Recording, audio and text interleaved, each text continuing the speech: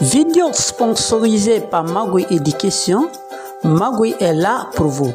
Alors, pour avoir accès à ces produits, composez www.maguirevision.com.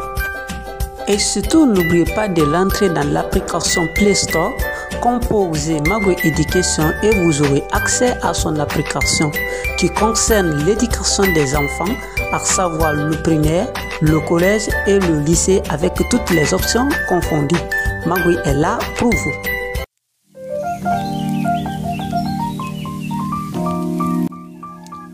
La pisciculture est une activité génératrice de revenus, mais sa réussite dépend de plusieurs facteurs dont il faut en tenir compte. Fort malheureusement, plusieurs promoteurs ne se renseignent pas auprès des spécialistes compétents et expérimentés avant de se lancer dans la pisciculture. Et par fini, se font berner par les amateurs qui se considèrent comme étant spécialistes. C'est pourquoi dans cette vidéo, je vais vous partager 3 éléments clés dont il faut en tenir compte dans la gestion piscicole. Il y en a plein, mais je vous partagerai seulement 3 éléments. Mais bien avant que je ne commence à rentrer dans les détails, je vous prie de vous abonner pour ceux qui ne se sont pas abonnés afin de recevoir les prochaines vidéos. Alors, on y va pour ces 3 éléments. Élément numéro 1. La qualité de l'eau et sa disponibilité. Dans le cadre de la gestion piscicole, il faut vraiment tenir compte de la qualité de l'eau et de sa disponibilité. Imaginez que vous avez l'eau en quantité suffisante, mais pas de bonne qualité. Vous aurez toujours des problèmes au niveau de votre ferme piscicole, car l'eau n'est pas de bonne qualité, malgré qu'elle soit disponible. Et cela a des répercussions sur les poissons. Ça, c'est un premier aspect. Le deuxième aspect est que l'eau est de bonne qualité, mais en quantité insuffisante. Cela a aussi des effets néfastes dans la gestion piscicole.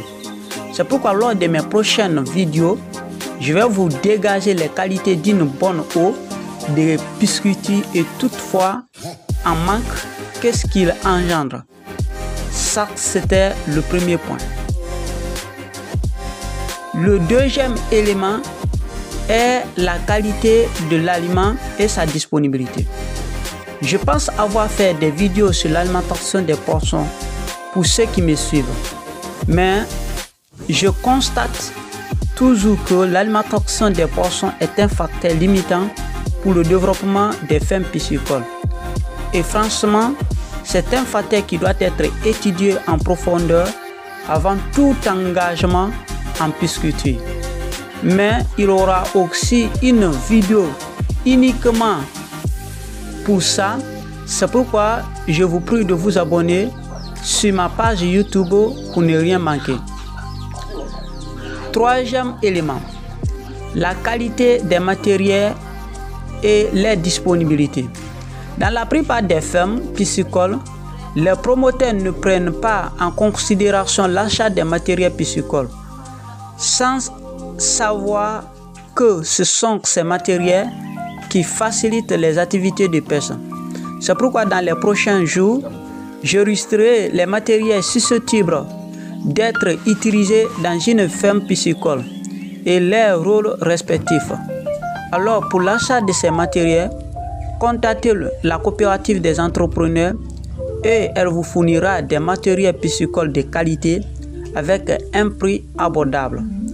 Donc ce sont ces 3 éléments que j'avais voulu partager avec vous, à savoir la qualité de l'eau et sa disponibilité, la qualité de l'aliment des poissons et sa disponibilité, ainsi que la qualité des matériels piscicoles et leur disponibilité. Mais dans les prochaines vidéos, nous allons faire des détails par rapport à ces points.